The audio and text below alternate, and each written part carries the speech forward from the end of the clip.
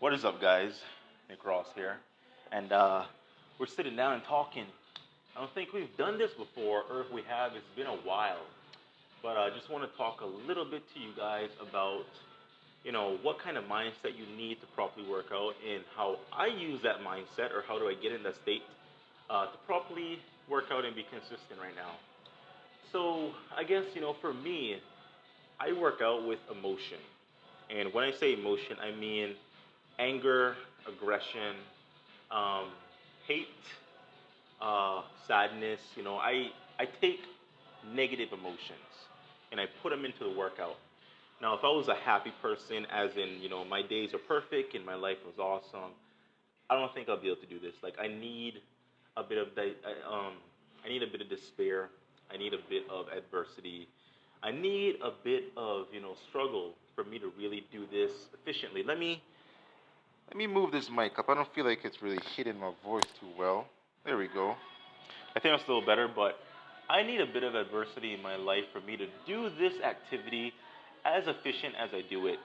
And that comes from maybe past relationships, heart being broken. I use those emotions today, although those situations happened years ago.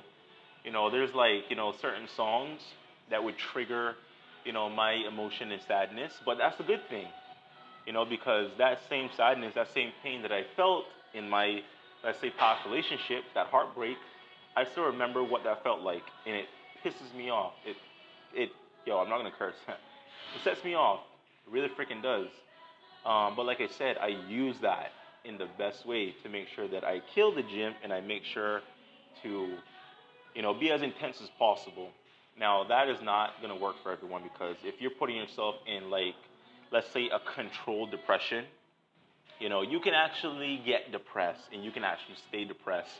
So I'm not saying to use my method. I'm just telling you what I do, and it works very well for me. And I have pretty good control over my emotions. So, me putting myself in like a control depression, it's pretty easy for me to get out of that, because I've worked on my emotions and I've worked on being able to control myself. That way no one can hurt me again, right? I might make some relationship videos if you guys want to hear about that shit, but that's not what this video is about.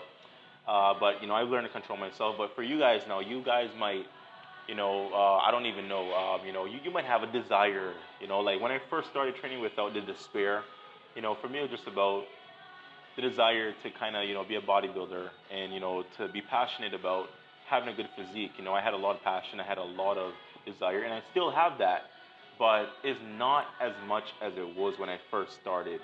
So you guys might have a lot of desire, a lot of passion.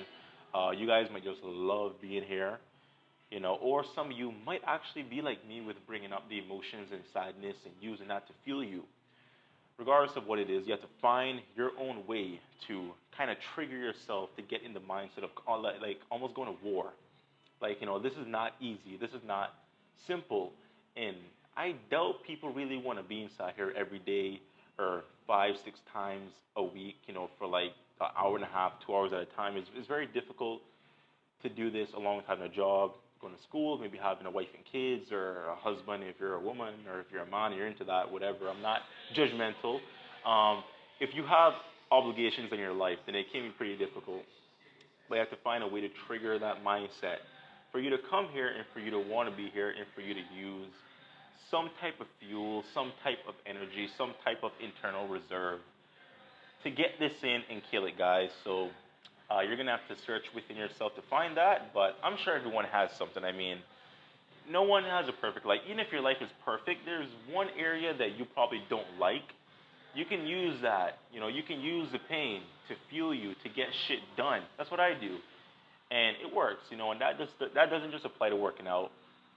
I use, the pain and the fuel to kind of help me out in other areas of my life. I'm not going to go into great detail about other stuff, but, you can use adversity.